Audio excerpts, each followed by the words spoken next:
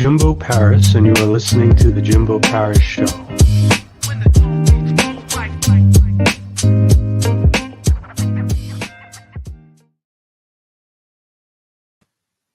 All right. What's up, everyone? This is Jimbo Paris. Welcome again to The Jimbo Paris Show. And today we have a very special guest, Tommy Breedlove. He is the author of the book Legendary, and I've got a lot of great questions to ask him. Glad to be here. Unfortunately, I'm in the middle of a construction zone, so hopefully the sound is okay. Okay. Well, the lighting, you seem to have a very excellent setup. It's temporary. I wish you could see behind the scenes. Got the lighting, got the microphone, got all of the screens, but I am literally, hopefully it won't be too loud, 5-10 feet from massive construction. So I'm in the middle of a major renovation, but hey, man, this is all real and live, brother. Let's go. Sounds good. So let's get started. Again, this show is all about you. Can you kind of tell me what you specifically do? What I do. So I'm the Wall Street Journal and USA Today bestselling author of the book Legendary. And I've built an entire movement around the principles of Legendary. We're not for everybody. We're more for the ambitious, driven types. Think entrepreneurs, people who want to be successful, not only in business and money, but in life. And so the entire movement consists of retreats, adventure experiences, but also masterminds in a community. So we want to be the family that you choose to do business and life with. And so Legendary is all about building and living a legendary life, not just money, not just success, but reconquering our time, living with purpose, living the good life, building a world-class network, but more importantly, being courageous in life, mastering your mindset, having more intimate relationship with family and friends. So we've built an entire movement, retreats, experiences, masterminds, everything around the movement, and it's growing like a weed. Again, we're not for everybody, but I'm super thankful to be doing, working in my purpose and do what I love doing for a living, man. Okay. So I've got two big questions from what you just said there. So the first one is, how long have you been in this industry? And then the second question is, how did you build a legendary life for yourself? I'll answer question 2 first. Is I work every single day on building a legendary life for myself. And what I love about legendary is it's an aspirational word. If Tommy Breedlove says he's legendary, I would laugh myself out of the room. But what I love about the word legendary is it's given to us by our peers, our community, organizations, those we serve, and all around us. And we can either be unbelievable legends or bad legends. And for me, I want to leave the people I touch in this world a little bit better than I found it. So that, to me, is what building and living a legendary life is. So I've been in this industry in and around about 8 years now. I spent 20 plus years in large financial consulting, mergers and acquisition, public accounting firms. I was a senior partner, owner, international practice leader. And I went through a massive life transformation. I was very successful business and money-wise because that's what I was trained to do. How loud is that, by the way? I just have to ask. Can you hear that or no? It's fine. Okay, cool. It's cool that I'm actually standing literally in a live construction zone. But with that being said, I went through this massive, I thought money, success, power, and status would make me happy and light me up. And all those things are super important, but they're a magnifying glass. If you're a miserable, judgmental, gossipy, angry, rageful, fearful-based person, it's going to magnify that. And that's what I was. Or if you're a loving, abundant, giving, serving, happy, peaceful, patient person, it's going to magnify that. And when I got to the top of the game and I noticed the money, the power, success didn't light me up, I turned to all of the dark side. I'm talking like the Wolf of Wall Street lifestyle. And so from that moment on, man, I said, you know what? I'm going to make me my full-time job. My mental muscles, my emotional muscles, my physical muscles, my spiritual muscles, while maintaining my ambition and drive. And so, I was at the top of the financial game. I'd been elected to the board of directors. I was an owner of a large, big firm, and all of my network started reaching out to me, man. And I thought they wanted to do business or transactions, but turned out they wanted to go for a walk or grab a beer or some coffee or breakfast. And literally every single one of them were like, hey, man, what did you do? Because I want some of that. They saw me going from one of the most an angry person to a peaceful person. They saw my income double. They saw my network 10x, but they also saw a calmness in me, a humility in me. I was present, courageous, and confident, but all in the humble ways. But they also saw my marriage go from life support to strength. And so all of these executives, entrepreneurs, bankers, lawyers, private equity people are like, hey, man, what did you do? And I want some of that.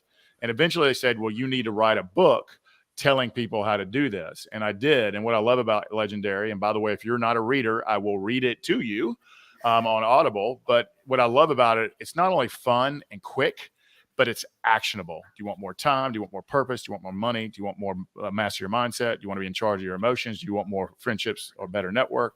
It's actionable. And so when I wrote the book, it did really, really well.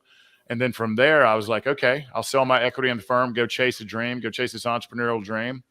It started as a one-on-one coaching practice. We do not do much more on that, but now it's turned into live retreats for men and women who are entrepreneurs and executives. It's turned into adventure and fun experiences throughout the year, and it's also turned into a mastermind and community. And so we couldn't be more thankful. So that's how long I've been doing it, and it just kind of fell in my lap. I never in a million years, 10 years ago, would have said, this is what I'm going to do for a living, Jimbo. Okay, and sort of what was that transformational moment that you personally experienced? Yeah, and it was my second one.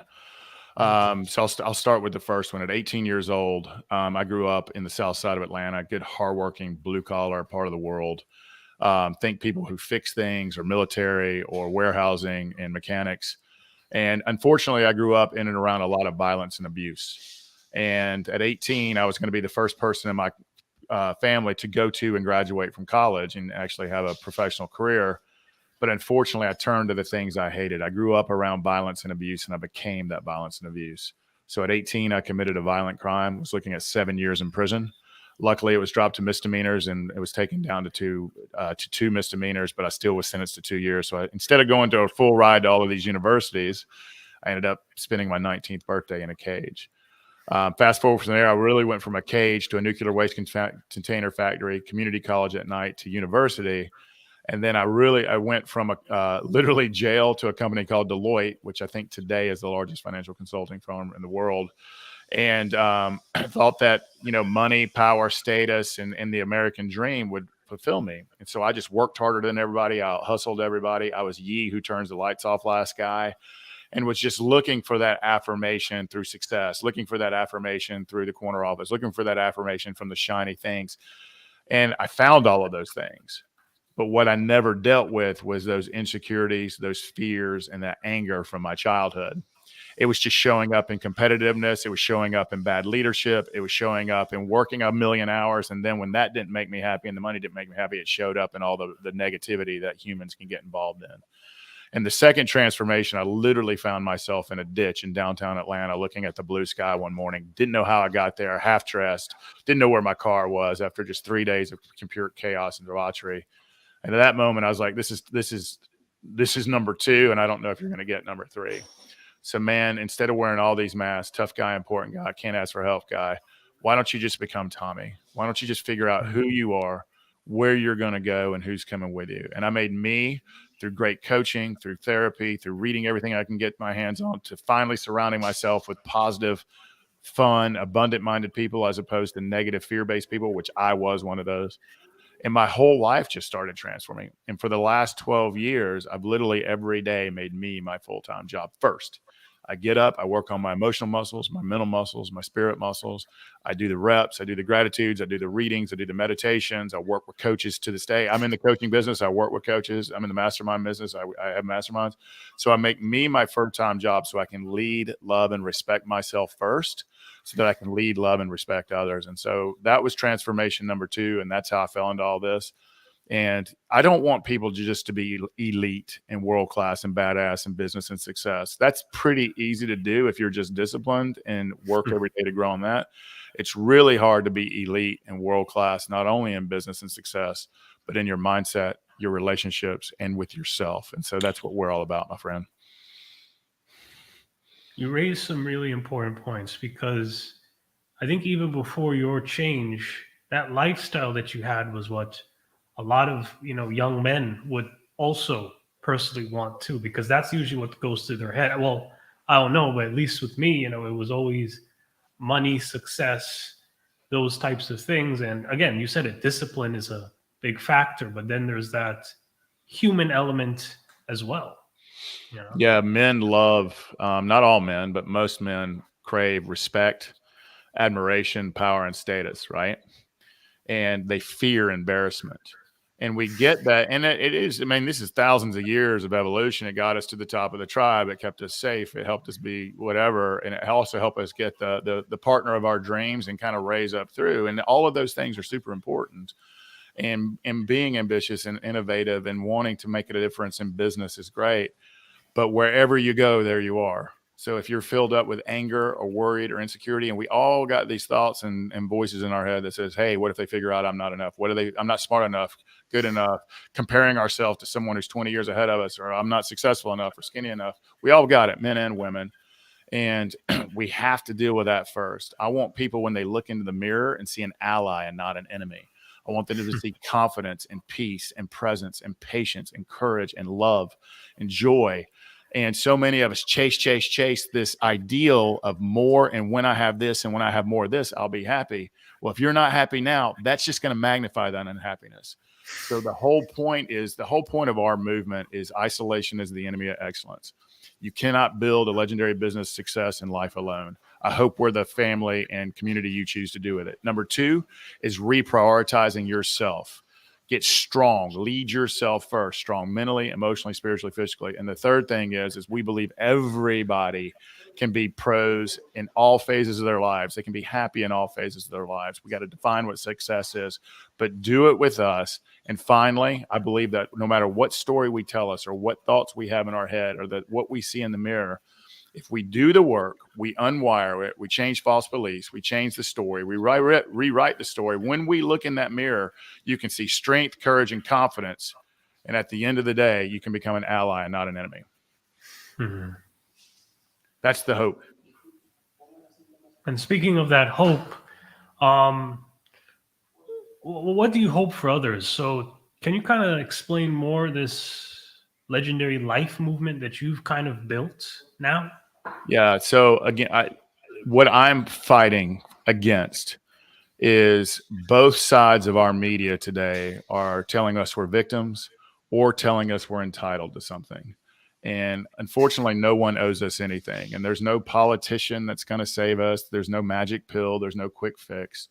We need to look in the mirror and know that's the problem, the solution. So the first thing in a legendary lifestyle is looking in the mirror and know that is the problem and the solution. The second thing of a legendary lifestyle is knowing that the only power you truly have in life is your choices. Will you believe what the news tells you? Are you going to be the puppeteer or the puppet? You're going to be the sheep or the lion? And so for me, it's about knowing you have a choice, looking in the mirror and taking personal accountability and knowing, hey, I am in the problem solution. Third thing to build a legendary life is to know you can't do it alone. It takes a community. We have to be walking with people who want to be successful, who want to be happy, who want to be better in their relationships, who want to be better in their families, but who also are driven to a higher cause. And finally, there's a whole bunch of phases to living the good life, and it's we reconquering our time. Our time and technology is not in charge of us. We're in charge of our technology and time.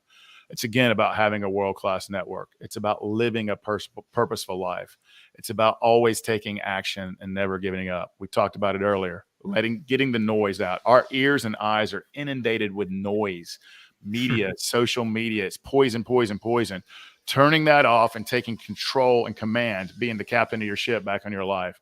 And finally, the most important, and we've talked about it again, mastering our emotions and mindset, having more intimate relationships with our friends, family, and network, and having some fun and living the good life. To me, that's what this whole legendary thing. And by the way, this is not what it looks like and sounds like to have it all going on. I walk this walk shoulder to shoulder. I'm not a guru. I'm not a sage on the stage, and I'm not a therapist behind you. I do this stuff every day. I preach it every day. I get to talk in the mirror every day to hopefully be a little bit better than I was yesterday. And that's what we're about. Okay. And when I hear a lot of that, I think a lot of it is just, again, very important virtues. It's taking accountability and taking responsibility for your life. And, I mean this in the most positive way possible, but I've heard this before from other very successful people too. And I might be wrong here, but is that really what you're trying to push here? The taking responsibility and accountability? Yeah, I want people to know that the only power they have is choice. and no one can hold you accountable. There's no one going to save you, and there's no one that owes you anything, but you owe it to yourself. No successful person has any more time than you do. Most people on this earth weren't born with money. Most have to be self-made. And if you really look at what all the greats do, the people we all look up to, the business people, the athletes, the entertainers, or whoever you aspire to be, it's all, they don't control the outcomes, but they control their choices and habits. And what action will you take today to be a little bit better than you were yesterday? Who will you surround yourself with that's going in the same direction that you want to go with? And how will you be the master of your ship? And how do you stop turning off all the things that are meant to distract you, to upset you, to get you scared? And when are you going to take control of your life, your heart, your mind? And so that my hope, if you want to know my true hope, that when people come to their last day on earth, which is what we all have in common, is that they have a heart full of gratitude and no regrets. That's my hope. Okay. Now, again, with all these people, speaking of your clients, what are some of the most notable experiences that you've personally had? Man, that's going to be hard because there's literally hundreds of people in our movement, and the experiences that we have in retreats. I mean, we've seen businesses 6 to 10x, but more importantly, we've seen lives healed and repaired. We've seen just the most successful of men and women who really their lives were out of control in so many different ways, make a choice, ask for help, ask for guidance. And now their marriages and their relationship with their family and friend is as strong as their businesses. We've seen everybody come through the movement. And what we say is we strive for wisdom and not advice, full immersion. And we also are curious first and critical second. But the key to this movement is authenticity. I'm not talking about emotional vomiting. I'm talking about true authenticity. And so what we give people in our masterminds, in our community, at our experiences, when we all get together or in our retreat formats, is we give people the gift of going second. They know they're not alone, whether it's struggles in business, whether it's struggles in money, whether it's struggles in life, or they don't have the friendships they want or the network they want. They don't know where to start. They're stuck. But most importantly, probably the biggest thing that experiences in our retreats give people is clarity, crystal clear clarity on who they are, where they're going, and who they want to come with them. And also crystal clear on here is the action steps, tools, simple techniques, daily routines, and habits that you can form to be as strong as you can in all phases of your life, mentally, emotionally, spiritually, physically, but also in leadership and in business. So that's if I had to sum it all up and all the different things, and we're a holistic approach. We don't want to just make you, again, elite in business. Hell, we did that. I was in that world for 20 years. It's not fun. I see all the scars and the damage that it does to all those people. They give up everything for just one more dollar. When I get here and when I have more of this, I will be happy. Bullshit. You're not happy now. You're not going to be happy then. So we really want to give people to all the tools. It's about quality over quantity, quality for themselves, quality for their families, quality of friends. And most of the people I know are going to spend the quantity of time on their business and careers, but prioritizing, reprioritizing, getting crystal clear on who they are and what they stand for and where they're going. That's what we give them the most in our experiences. Okay. And what do you think personally the usual mistakes a lot of young people make? And what are some of the things that they might actually be doing correct? I think what I love about young people is their open-mindedness. They're not certain about anything. They're curious. They want a lot of young people. There's stereotype that they're not hardworking. I just don't think that's true. I think they're distracted. Everything around them is meant to distract them, from social media to video games to Amazon to Apple it's all meant to be distractive, and it all means to be addictive. And probably the thing they struggle with the most is, so that's what I like about them, is they're open-minded, they're curious. They want everybody to be equal. They want everybody to have the same opportunities. They're more loving. They more care.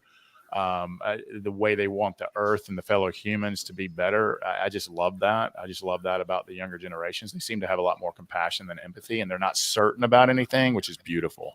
When we get certain on anything is where a lot of the world's problems come from. Challenges is they're distracted.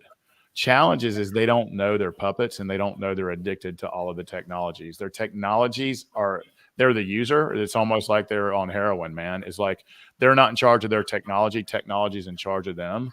And it's causing distraction. It's causing envy. It's causing jealousy. It's causing stress.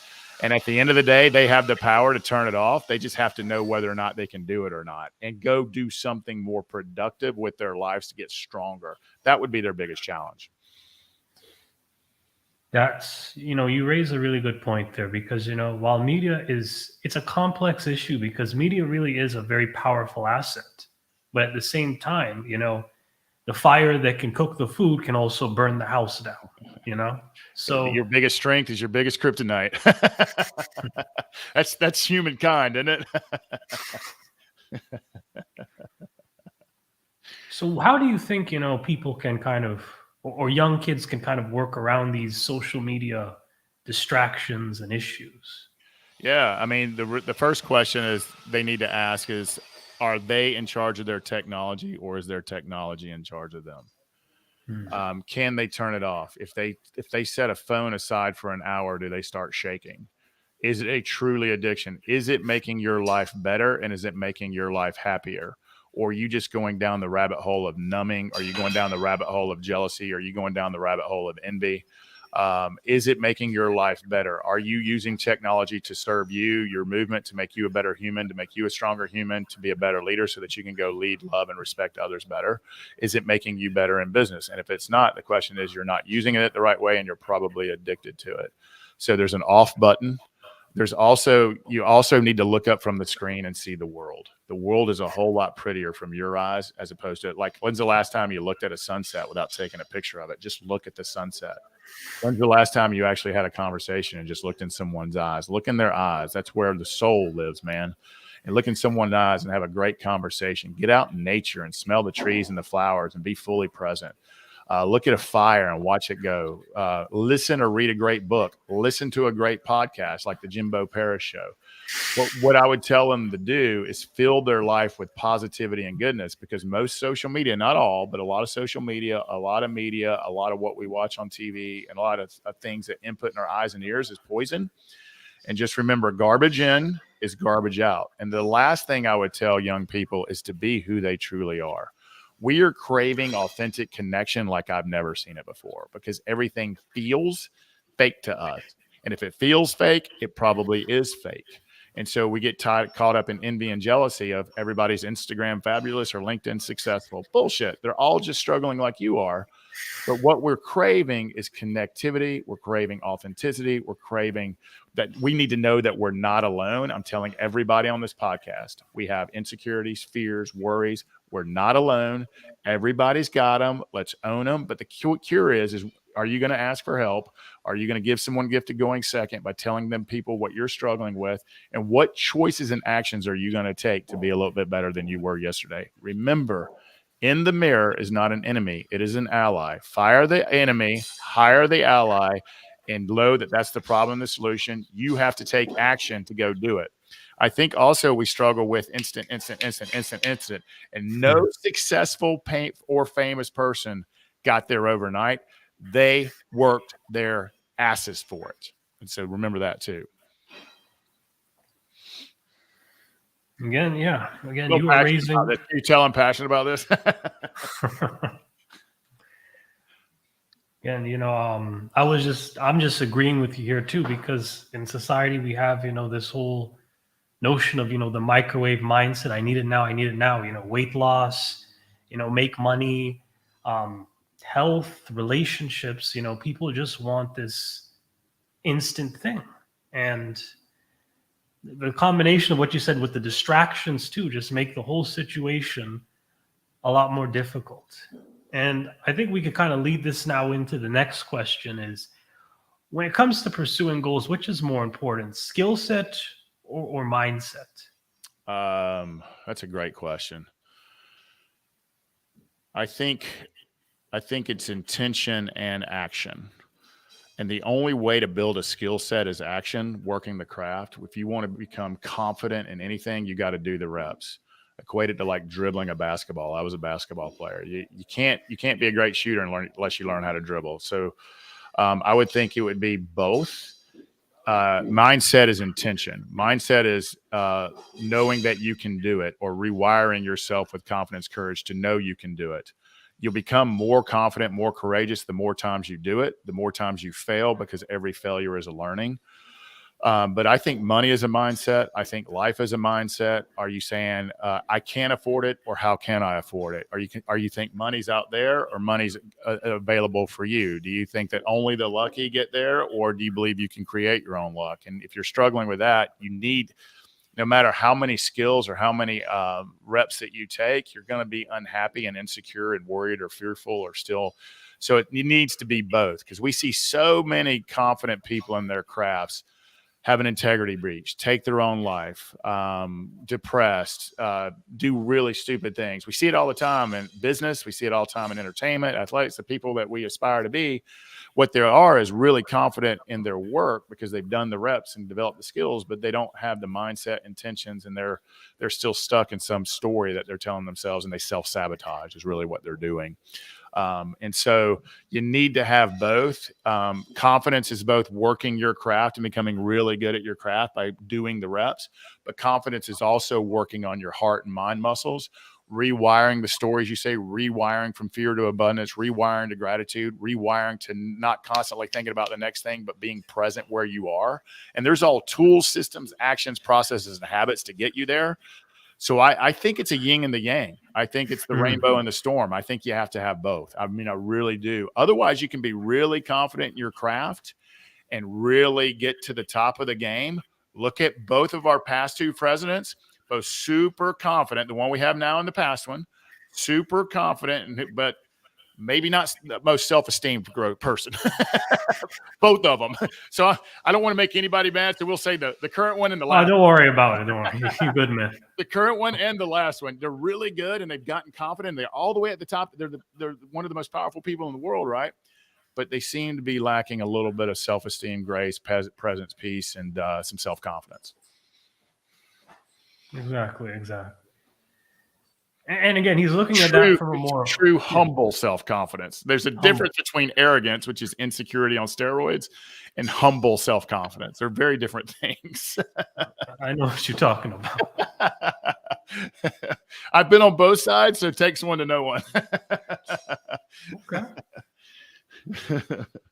Now, you mentioned one thing that really got my interest. Why did you start basketball? Are you a Larry Bird fan, or? No, I grew up in the south side of Atlanta. I was actually a Dominique Wilkins fan. Now that's showing my age, but that's around the same area as Larry Bird, man. That was, Magic, Larry, Isaiah. And again, you got to remember, I grew up in and around a lot of violence, and I was by myself a lot because when I was around the boys on the street, I was one of the youngest, skinniest out there. And so I took it was a lot of violence on the street, definitely a lot of violence in the home. So I would literally go to basketball courts and shoot basketballs and dribble and play silent games in my brain for 4, 5, 6 hours a day. And I got really good at it. I love the sport of basketball. It's one of the most, it's fast. It's elite. If you think about the NBA, you're talking about 7.5, 8 billion people on this planet. I don't know how many people we have on this planet. You're talking about less than 50 that are elite. And that's got to be one of the most difficult. I mean, when I look at, I know how good I was, and I look at when I watch them play, just the pure talent, but also skill and work ethic it takes to maintain that. And it's a great game. It's a fast game, and my wife really likes it too. So go Hawks, go Atlanta Hawks. Okay, Hawks fan. All right. And did basketball or your career in basketball ever instill any values in your whole legendary mindset? No, but I think what it did give me is the desire to win, the competitiveness. I think we all have earned equality. Like, we're all equal in our heart. We all need the same rights. We all need the same opportunities. We all need to be free, safe, seen, heard, loved, and valued. But to say everybody's equal in business, life, sport, art, I mean, there's nothing good about giving somebody an 8th place trophy, because that's just not life. That's just not. And so for me, I love competition. I love competing. I actually love to lose, because then I'm like, you get big on yourself and you think, well, I'm unbeatable. And then someone stomps on you. You're like, okay, there's always someone better. There's always something to learn here. There's always something to grow, and there's always something to work on. And sport or art or dance or business or anything that requires skill and talent and hard work, and all of those things do. Like, people think that the entertainers and actors, they were just giving it to them because they're good looking. No, they are talented and they work their butt off on their craft. That's how you compete. That's how you win. And and I'm a big fan. If you're not growing, you're dying. And so that's why I love sport or art or other things so much. And again, I'm not really into apathy. I'm actually allergic to apathy and laziness. I've never been apathetic, not caring, or lazy in my life. And I think sport put that in me. Okay. So when it comes to when we go back now to what you teach now, how do you think someone can rediscover his or her brilliance? Yep, absolutely. So we all have our God-given talents. I'll just say it that way. Things we're really, really, really good at. And there's probably some people listening that think, well, I'm not really good at anything. Well, you're lying to yourself. That's the story you're telling yourself in your head. And by the way, that's a story that was taught to you that's not true. So if you're not sure what you're really good at, go ask 3 of your closest friends and people that you trust. What do people come to you advice for? Or what are you really good at? What are you known for? And what are your God-given talents during this season of life? And by the way, you can always work at gaining other talents as well. The key to your zone of brilliance, the key to where you can provide the most value to the world, is you have to love doing it. You're not going to do it long term if you don't love to do it. That's just human nature. If we don't like doing something, like, I think people are winning in their careers or their jobs or their businesses if 60% of what they're doing, they really enjoy doing it, they're winning. If it's 51%, you're still winning, because there's going to be 49% of life and business and work. It's just stuff. That's life. If everything was fun and easy, this life would be super boring. And so if you're at 51, but on your zone of brilliance, ask people what your God-given talents is, or you list them out, circle 2 or 3 that you really enjoy doing, and find a career or start a business or that work in those areas. And if you want to take it a step further, go take those skills to change or impact something that you want to see in the world, or fight against something you want to see less of in the world. And that's the whole point of the Legendary Life movement, is I'm using my God-given talents and skills, things I really love to do, to help ambitious, driven people. I challenge them, I empower them, and I help them grow in all phases of their business, success, money, and life. And it lights me up because I get to talk and teach myself all day long. And I love the craft, and I love the community we've built. So I get to work in my purpose every day using my zone of brilliance. But everybody's got it. It's just they telling themselves a story that, oh, I'm not good enough, or I'm not this enough, or I'm not really good at anything. You're just not clear, and you're lying to yourself with a story that you're telling in your head, which was taught to you, by the way. Okay. Now, you talked a little bit about this before, but what do you see in the future leaders that we currently have now? Ask me that again. Like, be a little more clear so I can make sure I answer it correctly. So, sort of business-wise, political-wise, what do you sort of see in our current leaders? Like, are there any changes or adjustments they need to make? Is this going to change sort of the scape? I'm seeing, especially at the political level, it's all about division. It's division. There's no collaboration, there's no connection, there's no communication, which is a struggle for all of us in life. I think we're emotionally and mentally and spiritually weak. And I think we're more about propaganda than actually helping build something great. I think we've lost our why. I think we've lost at what made this country so great.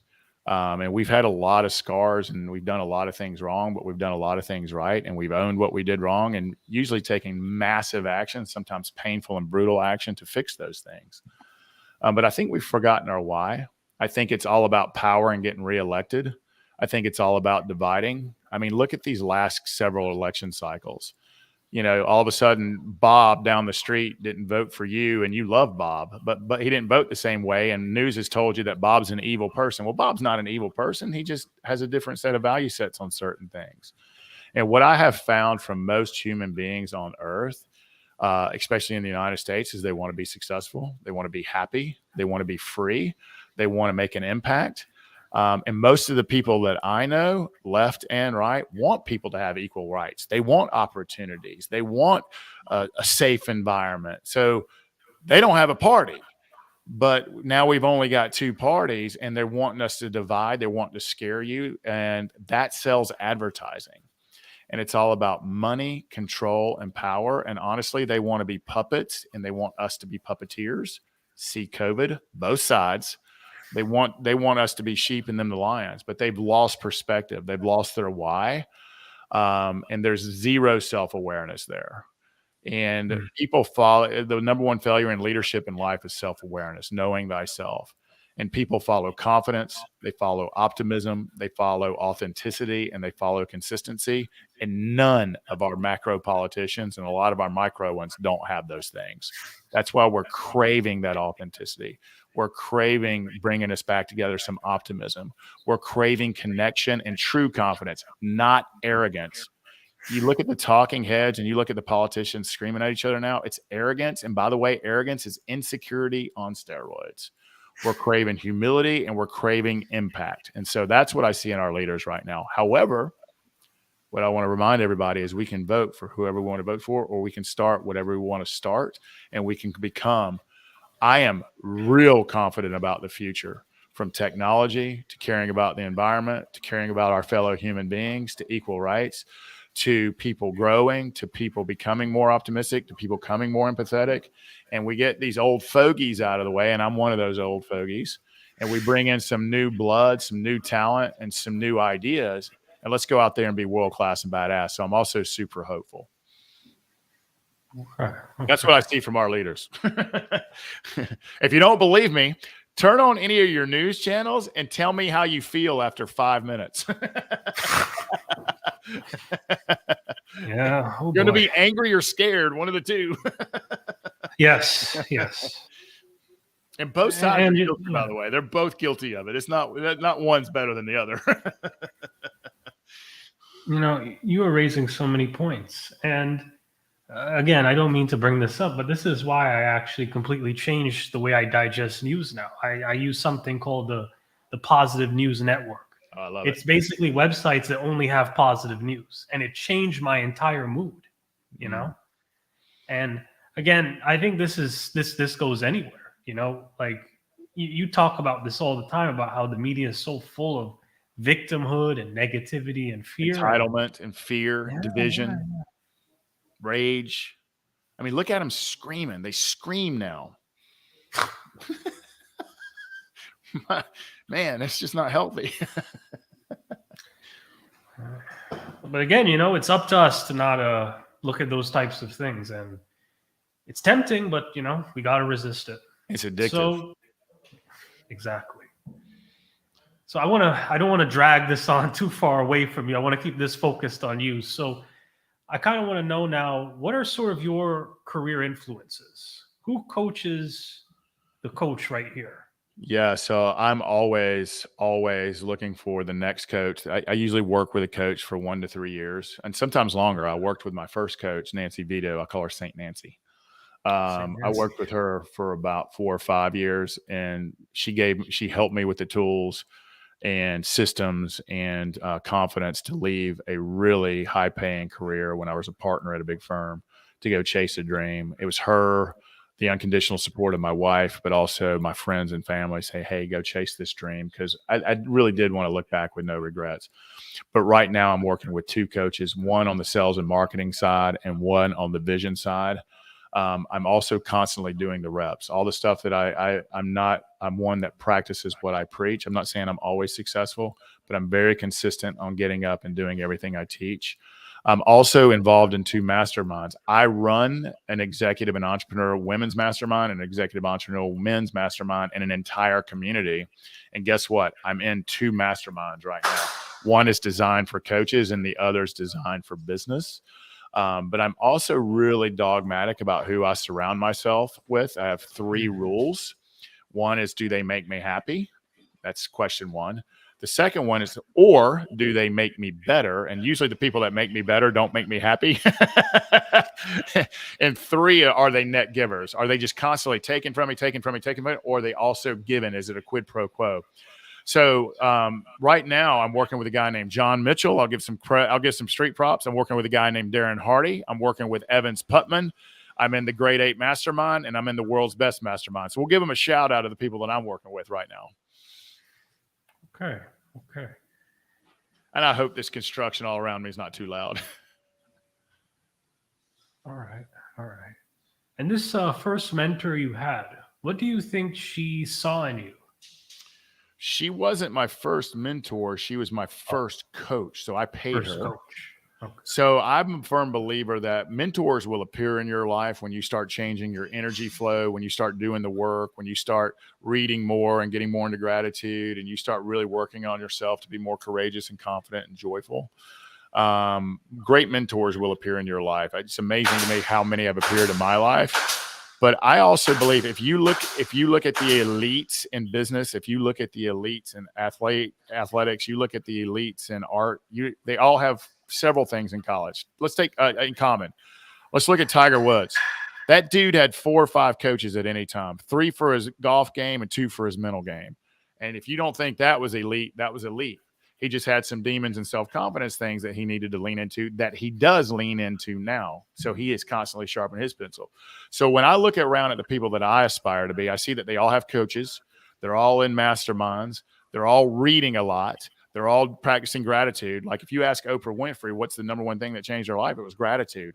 When the big O says something, I listen because she's pretty happy and successful. So, and so I look at following even the greats of the greats of the greats have coaches, they have mentors, they have groups, and they're surrounding themselves with people that make them better, who are net givers and make them happy. So I'm actually working, if I think about it, I'm working with 3 coaches and 2 masterminds, and I run an entire community and mastermind program and retreats and experiences. I want to take what I learn and take it into my community. I want to take what I learn and take it into my family. So I'm always sharpening the pencil to be a little bit happier and a little bit better. Okay. Now, concerning your books, can you kind of tell us more about the first book you wrote, Legendary, and maybe some of the services you offer on your website? Yeah, so the services, I'll talk about Legendary. It's at all your favorite bookstores. Super thankful that it's a Wall Street Journal and USA Today bestseller. You can find it at Amazon, Barnes & Noble, hardback, softback, electronic, or on Audible. Again, if you're not a reader, I will read it to you. What I love about Legendary is it's simple, it's fast, but more importantly, it's executable. What I recommend to people is that read it or listen to it through once and then go back and work the area that you need the most. Is it more money? Is it more success? Is it more time, better relationships, a better network, being the master of your emotions, being the master of your mindset? Is it cutting out the noise? Is it living the good life?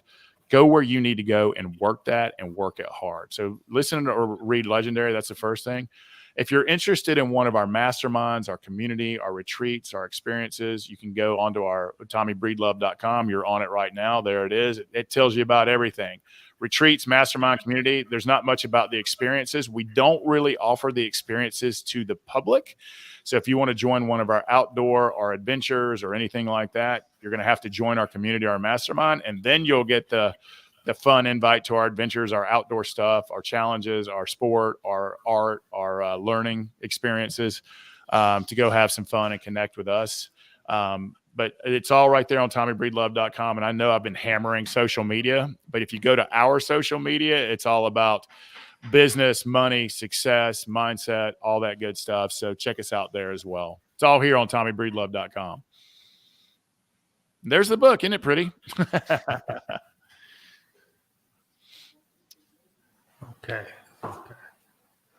So, this has been an amazing interview. You gave some great answers here. You had a good energy. I liked it. Jimbo, I'm grateful for you, man. You're very welcome. Anytime. And hopefully the construction, and you hear it now, the construction zone that I'm sitting in is not too loud because it's a directional microphone. Hopefully it's only picking up some of it. Only a little bit. It's fine. Sounds good. So, are there any final words you would like to kind of give to the audience? Yeah, I'll close it out with this: is you must participate in your own rescue. Again, no one owes you anything, and they're not going to. They have their own self-interest, and that's just human nature. It's what keeps us alive. But you must participate in your own rescue. You must take small actions each day in the area that you're struggling with the most to be a little bit better than you were yesterday. You must hold yourself personally accountable. You must join a community of people going in the same direction you're going in, or who inspire you or who want to make you better. Isolation is the enemy of excellence. You cannot build and live a legendary life or business alone. Get in a community, surround yourself with great people, participate in your own rescue, and know that one day when you look in the mirror, you will see an ally and not an enemy, and something that you're truly, truly proud of. And that's my hope. But you must make the choice to participate in your own rescue. Okay. All right. Excellent talk, sir. Yeah, you're very welcome, Jimbo. You're very welcome. Thank you, my friend. No problem. So just a few quick shout outs here. First one is LifeWork Systems by Judy Ryan. She's an HR superstar, and she works hard to kind of help large corporate businesses improve their business infrastructure. And then the next thing is our YouTube channel. Make sure you subscribe now to us. We're growing still, and ring that bell. Let us know. Thank you. And then the next thing is our Roku channel. And this is kind of what we use a lot. All of our episodes are on Roku. Just get a Roku box and you can look at the show. This will be on Roku as well as all of our other episodes too. And the final thing, Jimbo Paris services. And essentially with services, I will go into your business and I will help build things for you. I will help market content and I will help build content for you. We've already worked with GE, General Electric, one of the largest corporate businesses in the world. And we've helped build content for them to help them, their market, their scientists, their engineers, and so forth. So if you're interested in that, let me know. Okay, I'm Jimbo Paris. This is the Jimbo Paris Show.